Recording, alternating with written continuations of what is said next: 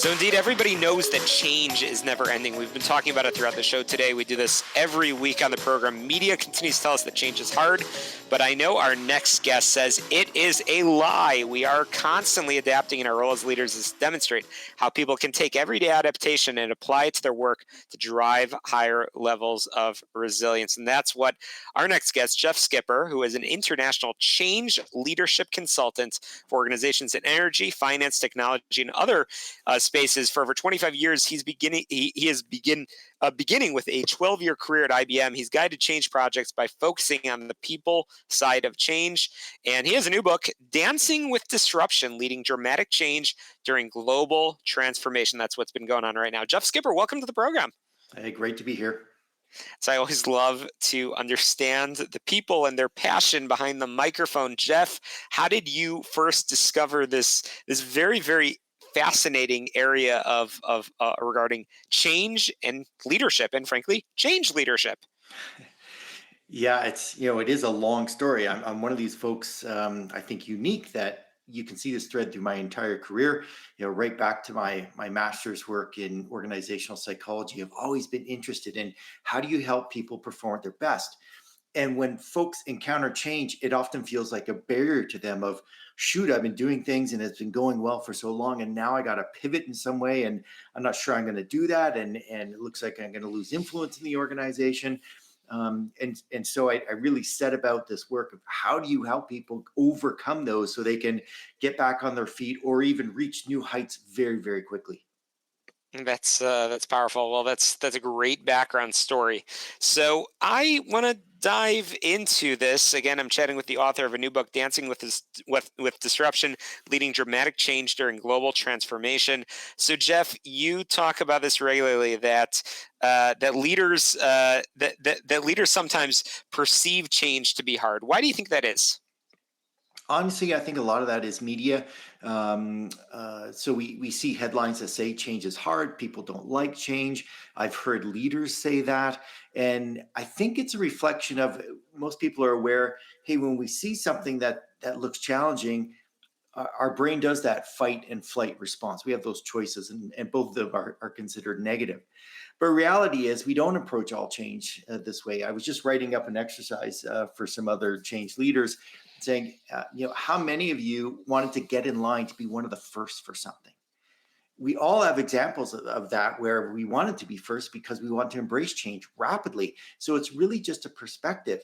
It's easy to say change is hard, change is challenging, but every day we have disruptions in our lives, minor, major. We navigate them, we move on, we embrace change all the time. Fantastic. Well, you mention frequently in your writings and some shows that I've heard you on that middle managers are particularly critical when aiming for quick transformation. Why is that? Reality is that most change is announced from the top or near the top. So an executive gets up, says, this is what we're doing, here's where we're going. Now, when people leave that meeting or finish listening to that and they have questions, where do they go? They typically go to their leader, their direct supervisor. And if that individual says, yeah, I don't really know what's going on. Okay, what just happened to the credibility of this change? What's the likelihood that I'm going to get on board? So it's great to have it announced from the top. That's in fact an important element of leading change well. But then individuals need to know their direct supervisor is going to support it, is going to reward it, so that as they consider, am I going to buy in? Am I going to do this challenging thing? Am I going to go through the pain that this change might cause? They want to know that their manager is behind them, because if not, they're going to hesitate. Yeah, you're right that those middle managers are at such a critical place within the organization. And so one of the things that, our frequent reaction to things is we need more training. We should develop a training plan for this. But I know you argue that training isn't enough to help people prepare for change. Why is that, and what is? Well, training is typically separated from really the work situation. So it's like saying, how many people learn to ski by practicing on a video game? It just can't get you that far. So we need to ensure that there's a transition from training into the workspace. And again, managers are a key part of this, so that as I'm trying to apply what I've learned, I have someone there that's going to support me, someone then that's going to encourage me when I make mistakes, because we're not perfect the first time around. So training sets the stage, but it's when we try to apply it on the job that we really need the greatest amount of support to ensure when we do have that failure or setback, we're not going to stop altogether. Absolutely. I'm chatting with Jeff Skipper, international change leadership consultant and the author of Dancing with Disruption, Leading Dramatic Change During Global Transformation. Jeff, it's interesting. There's a lot of folks that I think truly want to grow. Professional development is the theme of this show, but we know that across the many, many hundreds, dozens of organizations that you've worked with, there's no doubt going to be people that just won't buy into change. What do you do with those folks? Well, I give them a very short exercise, and I say, I want you to think about a particular change that you want to see happen, or that you're spearheading, and ask yourself, on a scale of 1 to 100, what do you think the success of that change is dependent on people? In other words, if you want to see the returns you're looking for this change, how much do we need folks to do something different? And I don't care what the number is. They might come back with 70%, 80%, 10%. But the reality is, we can never get through a change without people. There's always a role for them in that. We need them to do something. So with that in mind, we have to pay attention to the psychology of change and how we get people engaged. No doubt about it. I've got a lot more questions for you, and good thing we're going to continue our conversation in just a minute after a quick break here on the show all about small business, jobs, and entrepreneurship. Get on my website, syklein.com. Follow me on Twitter at Shalom Klein. And of course, get on your favorite podcast app. Be sure to subscribe, rate, review, and share. Just search for Get Down to Business. But again, quick break. Don't touch that dial. We'll be right back and Get Down to Business.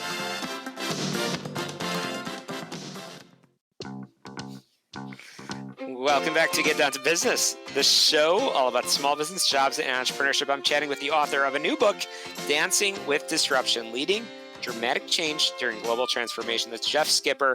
I've already been learning a lot from Jeff, so we can check that off, that he is changing and he is leading right here on the program. So very, very much appreciated. We've been chatting about why people perceive change to be hard and how to really get the buy-in from the easy people, the hard people along the way. So Jeff, I'm really curious, before we dive into some examples, is, we just went through a pretty dramatic change. We went through obviously a global pandemic. And so what did you see as leaders failing to sort of do right, to get, call it compliance in particular, but just in general, I mean, lessons learned from COVID-19 and what you saw from companies across the globe?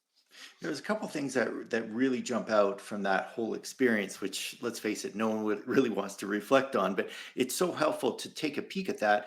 One is, overnight, we all had to do something different. So we woke up in the morning and learned, hey, you got to stand 6 feet apart, you got to wear a mask, you got to sanitize like your life depends on it, literally. And we did it for the most part. Some people resisted, yes, but most people did it. So number one, demonstrated we could jump into change very quickly. We can adapt, even though it is a struggle. But on the leadership side of things, there was a lot of hesitation. Is this going to go away? Can we just wait it out? Will the vaccine be here in a month? And so that hesitation made it more difficult for the workplace and workers to adapt, because they were left in this limbo land. But successful organizations did say, hey, we don't know, this could be around a while. Let's start to look at what the impact of this is on our strategy. And I want to give one more point around this, that what folks missed out on, which I think was a big opportunity, because so many people did adapt rapidly. They did things differently, like learning to use technology to communicate with people virtually, doing those video calls, teaching kids in their home, picking up new hobbies, or learning to cook. I really think leaders should have written down all the examples of how people adapted in some major ways, to bring them back up when the next change would come around. In other words, tomorrow, if you told me, hey, Jeff, sorry, your job is shifting, we're going to need you to pick up a few more skills and do this over here. But I want to remind you, this is not new to you. You've done some amazing things in the past, and here they are, and tell those stories. So I think leaders had a miss in not gathering those stories of rapid adaptation in the workplace, to be able to demonstrate to people, hey, you're good at change, and you're going to be able to embrace the next change when it comes up. Yeah, that's powerful stuff. Again, chatting with Jeff Skipper and really enjoying our conversation. We're coming to a conclusion over here. So, Jeff, real quick, I want to ask you to highlight an example of success, either with a name or without, as well as, of course, get people in touch so they can read your book where you highlight many such examples and how they can get in touch with you. Yeah, for sure. And I'm working with the most difficult change at the moment, and that's, hey Jeff, can you help us change our culture? Well, culture comes down to behavior, and it's led by leaders, leading by example, and then our systems, rewards, recognition. And I'm working with this organization that's really stepping up there, revising their leadership training, equipping their leaders to really understand the psychology of people and how they can positively turn behavior in a certain direction so that they create a much better workplace. So, again, I just want to emphasize for folks, change isn't that hard. Our brains are actually set up to do it. It's why we notice the shiny objects and the bouncy balls. But we have to be very planful, directed in what our leaders do to encourage people to embrace it. Yeah, absolutely. Well, I definitely want to make sure our listeners get in touch with you so they could learn more, really, really enjoy this conversation. Where can they find the book and how can they get in contact with you? Everything at my website. And I want to mention there's a ton of free resources there as well. I often have people drop in and just download stuff. So that's at jeffskipperconsulting.com. Check out the resources, the books there as well, and would love to have you as part of my community. Fantastic. Well, that's a wrap for us here on Get Down to Business. We've learned a lot from all of our guests. Thank you, Jeff Skipper, for joining us here and wrapping us up with such a strong message and takeaway. We'll link to all of our guests in the show notes, again, at syklein.com or on your favorite podcast app. Be sure to subscribe, rate, review, and share. But again, syklein.com to success. Let's get down to business. We'll see you next Sunday right here on 856 The Answer.